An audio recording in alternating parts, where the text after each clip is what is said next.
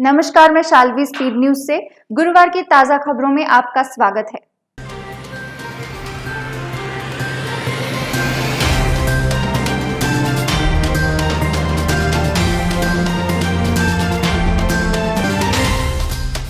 Royal Enfield भारतीय बाजार में अगस्त महीने में अपनी मेटियोर 350 को लॉन्च करने जा रही है।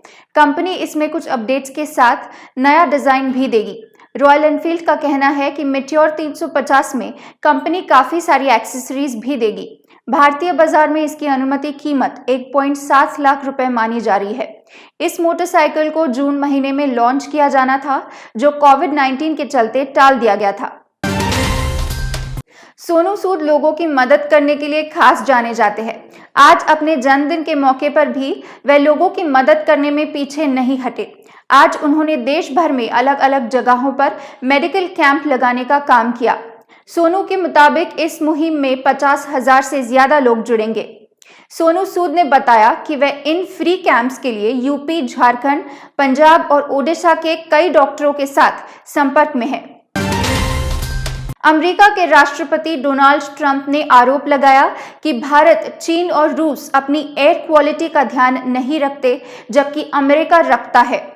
उन्होंने फिर से समझौते को एक तरफा ऊर्जा बर्बाद करने वाला बताते हुए कहा कि वे इस समझौते से अलग हो गए, जो अमेरिका को एक गैर प्रतिस्पर्धी राष्ट्र बना देता। पेट्रोल डीजल खरीदने वालों के लिए खुशखबरी है कि अब तेल की कीमत नहीं बढ़ रही। आज तेल की कीमतों में किसी भी तरह का बदलाव नहीं हुआ है। देश की राजधानी समेत सभी महानगरों में भाव स्थिर है। आज देश की राजधानी में पेट्रोल की कीमत 80.83 रुपए प्रति लीटर और डीजल की कीमत 81.94 प्रति लीटर हो गई है। चीन खुद को विज्ञान और अंतरिक्ष के क्षेत्र में बेहद मजबूत करने में लगा हुआ है। अपने आधुनिकतम सैटेलाइट के जरिए चीन अब पूरी दुनिया पर नजर रखने और खासकर व्यापारिक और वाणिज्यिक डाटा एक करने की कोशिश कर रहा है। मिशन के तहत उसने 3 सैटेलाइट की लॉन्चिंग की।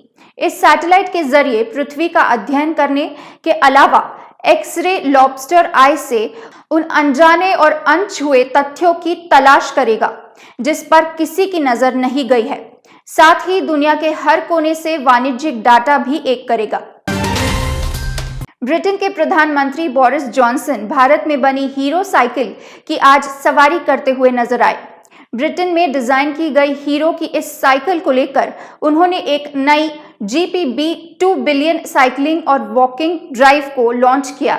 ये कोविड-19 का मुकाबला करने के लिए सरकार की मोटापा रोधी रणनीति का हिस्सा है। कोरोना को मात दे चुके जॉनसन ने कहा, फिट और स्वस्थ रहने, मोटापा कम करने और बीमारी के जोखिम से बचने के लिए साइकिल चलाना और पैदल चलना काफी उपयोगी है। एक तरफ जहां दुनिया कोरोना वायरस के कहर को झेल रही है, तो इसी बीच नेपाल और उत्तर बिहार में भारी बारिश ने लोगों का जीवन मुश्किल में ला दिया है। नेपाल और उत्तर बिहार में भारी बारिश के कारण 12 जिले भारी बाढ़ में हैं। प्रदेश के सीतामढ़ी, शिवहर, सुपौल, कृष्णगंज, दरभंगा, मुजफ्फरपुर और ऐसी कई जगह पर रहने वाले लोगों की मदद करने के लिए अब भारतीय क्रिकेट टीम के कप्तान विराट कोहली और उनकी पत्नी अनुष्का शर्मा आगे आए हैं। भारतीय रेलवे प्रगति की ओर लगातार अग्रसर है। अब देश में जल्द ही 7 नए रूटों पर हाई स्पीड बुलेट ट्रेनों का एक नया विशाल नेटवर्क तैयार होने वाला है और इस परियोजना को गति देने के लिए भारतीय railway national highway authority of India के साथ मिलकर एक्स्ट्रा जमीन अधिग्रहण करने की प्रक्रिया शुरू करेगा।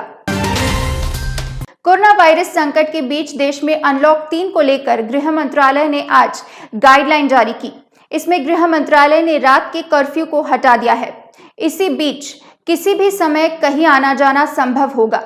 योग संस्थानों और जिम आदि को 5 अगस्त से खोलने की अनुमति दी है।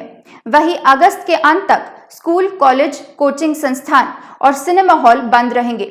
मंत्रालय ने कहा कि 31 अगस्त तक कंटेनमेंट जोन में लॉकडाउन का सख्ती से पालन होगा। भारत का पिछले करीब 2 दशक में नए अत्याधुनिक और लड़ाकू विमानों का इंतजार आज उस समय खत्म हो गया जब 5 राफेल फाइटर जेट्स की पहली खेप भारत पहुंची।